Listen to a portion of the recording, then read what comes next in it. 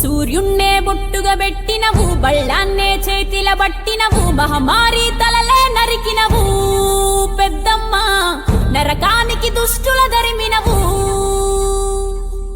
కైలాసం వద్దని ఇడిసినవు, కలియుగమే మాకై వచ్చినవు, మా పిల్లల సల్లగా చూసినవు మాయమ్మ, పులిపై సంవారే చేసినవు ఓయమ్మ, అందుకే నీకు బోనాలెత్తుతము.